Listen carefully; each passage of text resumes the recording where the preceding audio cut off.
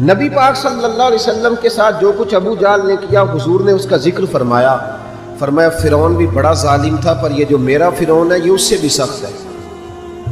فرعون سے سخت کہا ابو جہل کو، لیکن جب اکرمہ بن ابو جہل نے کہا نا میں کلمہ پڑھنا چاہتا ہوں، ناراض نہ ہونا، ہم عزت نہیں دے پا رہے۔ جو 99 خوبیاں ہیں لوگوں کی وہ چھپ جاتی ہیں، پر ایک خامی ساری دنیا دیکھتی ہے۔ یہ ہمارے اندر کی وہ کمزوری ہے جس نے ہمارے علماء اور مشائخ اور بزرگوں تک کو معاشرے کے اندر بدنام کر دیا ہے۔ ہم نے وہ ایک خامی تو دیکھی اور اس شخص کی ساری زندگی کی خوبیاں چھوڑ دی۔ تیری نظر ایک خامی پہ گئی ہے، اس کا مطلب ہے تیرا اس مکھی سے تعلق ہے جو صرف گند پہ بیٹھتی ہے، پھول اسے نظر ہی نہیں آتا۔ ہماری ہر محفل میں جب کوتاہیاں ڈسکس ہوں گی تو پھر دنیا میں اچھا کون بچے گا؟ رسول کریم عزت دینے آئے، سنو اور یاد رکھو، اکرمہ بن ابو جہل کے بیٹے کلمہ پڑھنے آ رہے ہیں۔ میرے کریم رسول حضرت ابو بکر صدیق فرماتے ہیں میں اس دن اتنا رویا کہ میری داڑھی آنسوؤں سے بھر گئی۔ نبی کریم فرمانے لگے بھائی مجھے خبر ملی ہے کہ اکرمہ کلمہ پڑھنے آ رہا ہے، آؤ ذرا سارے بیٹھو میری بات سنو، حضور حکم کریں۔ تو محبوب نے فرمایا کوئی اس کے سامنے اس کے باپ کو گالی نہ دے، کوئی اس کے باپ کو اس کے سامنے برا کہہ کے نہ پکارے، کوئی یہاں ایک اور بات بھی کرنی بڑی ضروری سمجھتا ہوں، جو پکا بے ایمان کافر تھا، بے ایمان، جب حضور نے منع کر دیا کہ اس کے بیٹے کو تکلیف ہوتی ہے، جس کا کفر نص قطعی سے ثابت ہے، ان الذین کفروا سواء علیہم انذرتہم ام لم تنذرہم لا یؤمنون۔ اس آیت کی تفسیر میں جہاں بھی آپ کھولیں گے پہلا نام ابو جہل کا ملے گا، جس پر نص آ گئی کہ اس کی قسمت میں کفر ہے۔ جب وہاں حضور نے فرمایا باپ کو کافر نہ کہنا، بیٹے کو تکلیف ہوگی، تو بتا جب تو حضرت عبداللہ اور سیدہ آمنہ کے بارے میں بات کرتا ہے تو حضور کے دل کو تکلیف نہیں ہوتی؟ شرم نہیں آتی لوگوں کو؟ حیا نہیں آتی؟ حضور کا دل دکھاتے؟ اور دیکھیں عبداللہ کا معنی اللہ کا بندہ ہے، اور جو آمنہ نام ہے اس نام کا حسن تو دیکھیں، ہو درود تجھ پہ بھی آمنہ اور تیرے لال پر بھی سلام ہو۔ تو تھوڑا آپ بھی پہچانا کریں، جو تیری اماں کو برا کہے تو سلام نہیں لیتا، اور جو نبی پاک کی اماں کے بارے میں بات کہتا ہے تو کہتا ہے مولوی صاحب رل مل کے رہنا چاہیے۔ عجیب بات ہے نا تیری، اس بندے سے سلام لے لے، اس سے گلا ملا لے جس کے سینے میں نبی پاک کے والدین کے بارے میں بغض چھپا ہوا ہے، اس شخص سے سینہ ملائے۔ تھوڑا سا سوچا کریں ہمارا کسی سے جائیداد کا کیا رٹا ہے۔ تو یاد رکھیں اکرمہ جب آ رہے تھے تو نبی کریم علیہ السلام نے فرمایا کوئی اسے اس کے باپ کو اس کے سامنے برا نہ کہے۔ حضرت ابو بکر صدیق کہتے ہیں پھر حضور نے فرمایا کوئی اس کے باپ کا کفر نہ گنوائے، کوئی اس کی زیادتیوں کا ذکر نہ کرے، کوئی اس کے بارے میں کوئی آیت نہ پڑھے، کوئی میرا قول نہ دہرائے۔ حضرت سیدنا ابو بکر صدیق فرماتے ہیں میں رونے لگا تو مجھ سے حضرت ابو دردہ کہنے لگے آپ کیوں رو رہے ہیں؟ تو میں نے کہا میں رو رہا ہوں محبوب کی رحمت للعالمین پہ کہ محبوب یہ کس کے استقبال کی تیاریاں کرا رہے ہو؟ اور ساری زندگی تکلیف دی کن کے استقبال؟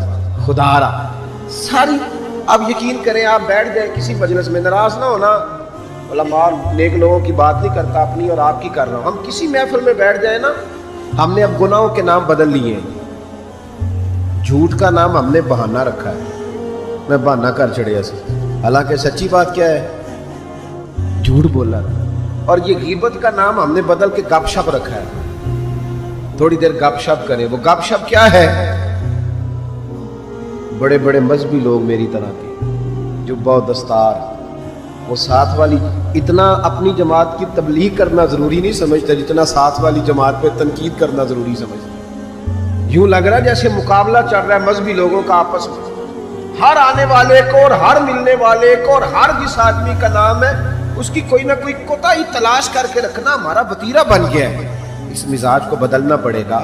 جب یہ مزاج بدلے گا تو معاشرے میں حسن پیدا ہوگا۔ میری طرح جو آدمی بھی تھوڑا سا ممبر پہ بیٹھنے لگتا ہے وہ کہتا ہے میں ہی دین کا کام کر رہا ہوں، جو جماعت بھی کام شروع کرتی ہے کہتے ہیں صرف ہم نے کیا۔ بھئی تم نے کیا تو تم سے پہلے غیر مسلم تھے سارے، تمہیں کیسے پتا چلا یہ دین ہے؟ تھوڑا تھوڑا نرمی پیدا کریں، رویوں کو ٹھنڈا کریں۔ حضرت عمر بن عبدالعزیز گزر رہے تھے، لکڑی کے جوتے پہنے ہوئے تھے، ایک بوڑھے بابا جی سڑک کنارے سو رہے ہیں، حضرت کا پیر آ گیا تو بابا جی اندھیرا تھا، جلدی سے اٹھے. جب بندہ اس طرح ہڑبڑا کے اٹھتا ہے نا اچانک فٹافٹ، تو وہ کچھ سخت بات ہی کرتا ہے. تو بابا جی نے اچانک ٹکر ہو موٹر سائیکل کی بالکل، تو یکدم جملے کیا ترتیب پاتے ہیں آپ اندھے. تو بابا جی نے بھی اٹھتے کہا حال انتم العاما، پیر پہ پیر آیا. تو بزرگ کہنے لگے آپ اندھے. اب بڑی سخت بات تھی، معمولی آدمی نہیں، بادشاہ ہیں، اور اکیلے نہیں، 4-5 سپاہی ساتھ ہیں، ہاتھ میں تلواریں ہیں، نیزیں ہیں، برچیاں ہیں. اور یہ وہ دور تھا کہ وہ بادشاہ کہلاتے تھے لوگ، جمہوری حکومتیں نہیں، ان کا سکہ چلتا تھا. اتنے بڑے آدمی کو کہہ دیا آپ اندھے. اس نے کہا آپ اندھے. حضرت عمر بن عبدالعزیز نا ہلکا سا مسکرائے اور مسکرا کے کہنے لگے نہیں بزرگوں، مجھے نظر آتا ہے. وہ جو ساتھ تھے نا سپاہی، چائے سے کیتلی ہمیشہ زیادہ گرم ہوتی ہے، تو ان سپاہیوں نے تلواریں نکال لی. آپ نے فرمایا تمہیں کیا ہوا؟ کہنے لگے حضور اس نے آپ کو اندھا کہا ہے. آپ فرمانے لگے نہیں انہوں نے تو نہیں کہا. کہا جناب کہا ہے. فرمایا نہیں کہا. کہا جناب کہا ہے. فرمایا بابا جی باتیں تم سے کر رہے تھے مجھ سے کر رہے تھے؟ کہا حضور وہ آپ سے کر رہے تھے. تو فرمانے لگے نادانو، انہوں نے مجھے اندھا نہیں کہا، بلکہ وہ تو استفہامیہ جملہ تھا. انہوں نے پوچھا ہے کہ آپ اندھے تو نہیں، تو میں نے کہہ دیا نہیں مجھے نظر آتا ہے. اس میں جھگڑے والی کون سی بات ہے؟ یعنی جتن تے ہر کوئی کھیڑے نا، کدی ہارن بھی تے کھیڑ فقیرا، اور جتن دا مل کوڈی پہ گئی ہارن دا مل ہیرا. کسی جگہ کوئی ایسا سٹیٹس ہو، کوئی ایسی جگہ ہو، آپ ہر مقام پہ اگر جہالت ہی کریں گے اور جاہلوں سے ہی آپ بحث کریں گے تو وہ وہیں کے وہیں رہ جائیں گے، پھر تو آگے بڑھ ہی نہیں سکتے، کوئی کام آپ سے ہو ہی نہیں سکتا. نبی کریم صلی اللہ علیہ وسلم تشریف فرمائے ہیں، جناب صدیق اکبر ہیں. ایک بندہ بار بار حضرت صدیق اکبر رضی اللہ تعالیٰ عنہ پہ تنقید کر رہا ہے، بار بار. حضور خاموش ہیں. جب اس نے حد کر دی تو حضرت صدیق اکبر بولے، فرمایا تو غلط کہہ رہا ہے، میں اس طرح کا نہیں ہوں. آپ نے بات کو گہرائی سے سمجھنا ہے اور خدا را ضرور سمجھنا، اسے تقریر نہ سمجھنا جذبات کا اظہار کر رہا ہوں. ایسے تلخ تلخ لوگ، آپ یقین کریں ہم عقیدہ لوگ، ایک عقیدے، ایک نظریے کے، ایک جماعت کے لوگ، لیکن ایک دوسرے سے دوریاں.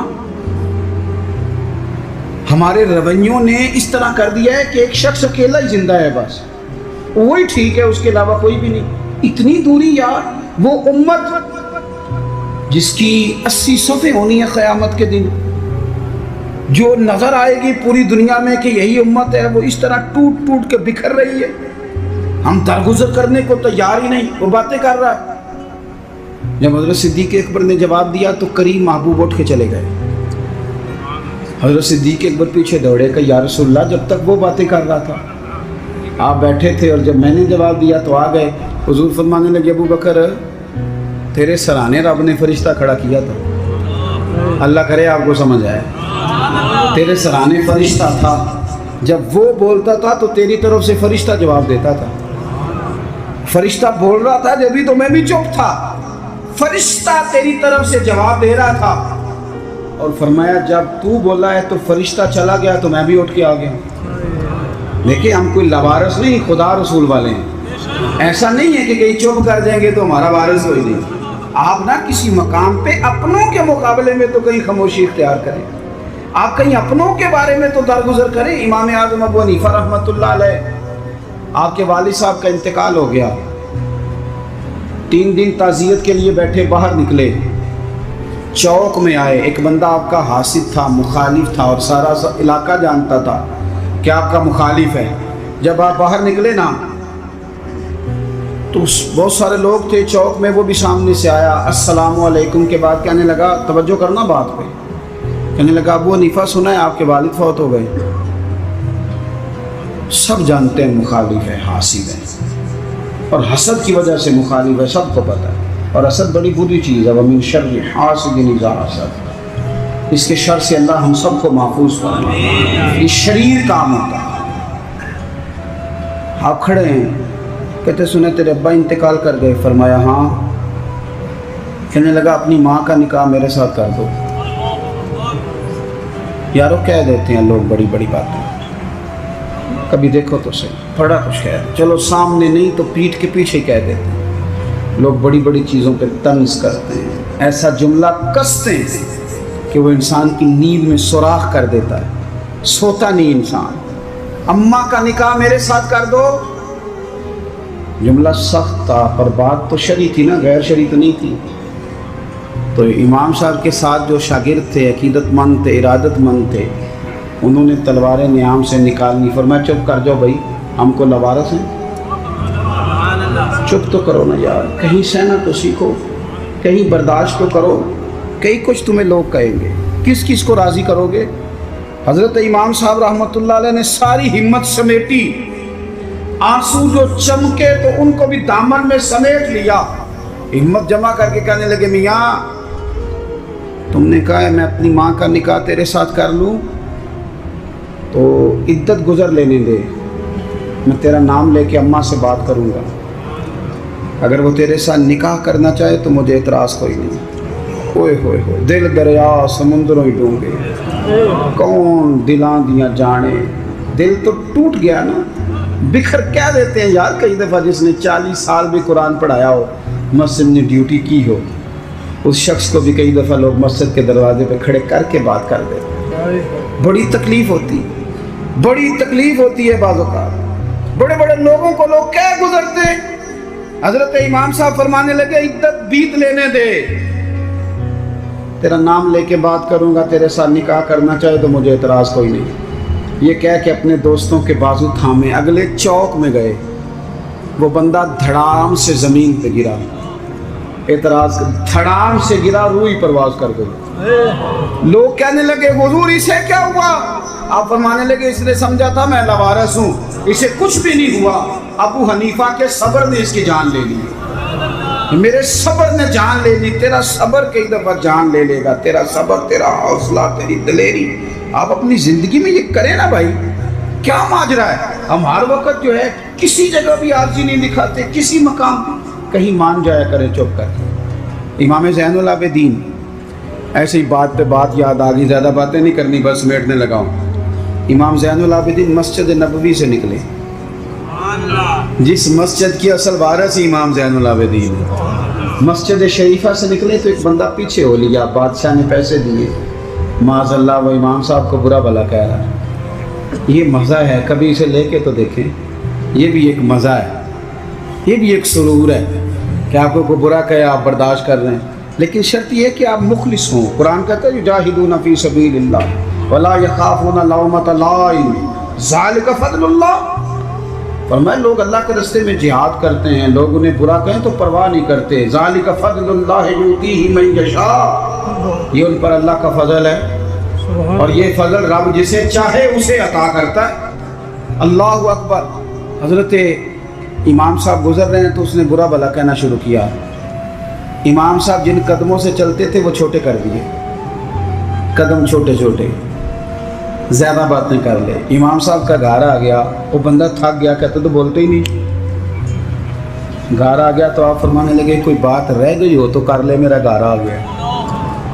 وہ کہتا ہے مجھ پر تو کسی نے بجلیاں ہی گرا دی، پہلے میں نے اخلاق سنا تھا، اب میں نے اخلاق دیکھ لیا، بجلیاں گر گئیں، سناٹا چھا گیا۔ جب میں سختے میں آ گیا نا، ہم تو دشمن کو بھی پاکیزہ سزا دیتے ہیں، کہتے ہیں جب میں پورے سختے میں آیا تو امام زین العابدین کہنے لگے ٹھہر جا ذرا، جانا نا۔ اندر تشریف لے گئے، ایک بوتل سرکے کی لائے، ایک شہد کی لائے، اور مجھے تھما کے نا، لمبی بات پھر بھی کوئی نہیں، میرے ہاتھ میں تھما کے کہنے لگے کہ لے جا، میرے دادا مولا علی نے فرمایا تھا پتر جو دروازے تک آئے اسے خالی نہیں بھیجا گا، کہ لے جاتے مہربانی، تحفہ ہے رکھ لے۔ وہ شخص کہتا ہے امام صاحب پلٹ کے اندر جانے لگے تو میں قدموں سے لگا، پیر چوم کے کہا حضور وہ تو کسی بدبخت نے میری ڈیوٹی لگائی تھی، قربان جاؤں، قریب آ کے پتہ چلا ہے اگر نواسے کے اخلاق کا یہ حال ہے تو محمد عربی کا اخلاق اس طرح ہے، رسول کائنات علیہ السلام کے اخلاق عالیہ کا حسن کیا ہوگا۔ آخری بات یہ ہے کہ والذین یبیتون لربہم سجدا وقیاما، نری تقریریں نہیں، نری باتیں نہیں، رب کے بندے رات سجدے اور قیام میں گزار۔ آپ نہ لوگوں کو کتنے بھی دکھ بتائیں گے تو کمزور ہوتے جائیں گے، جتنا آپ لوگوں کے سامنے اپنی پریشانیوں کا ذکر کریں گے کمزور ہوں گے، اور جتنے دکھ مصلے پہ بیٹھ کے رب کو بتاؤ گے طاقتور ہوتے جاؤ گے، طاقتور ہوتے جاؤ گے۔ آپ نا جب رات کو بیٹھتے ہیں اور آپ کا مصلہ آباد رہتا ہے، یہ موبائل یہ ساری چیزیں آپ کی جان چھوڑتی ہیں، اور صرف زیادہ نہیں، آدھے گھنٹے کے لیے 20 منٹ کے لیے چند نفل پڑھ کے تلاوت کر کے درود و سلام پڑھ کے جب ہاتھ اٹھاتے ہو نا، تو آپ کو اللہ روحانی قوت دیتا ہے۔ یہ جو سجدے کا نور ہوتا ہے یہ بندے کو طاقتور کرتا ہے۔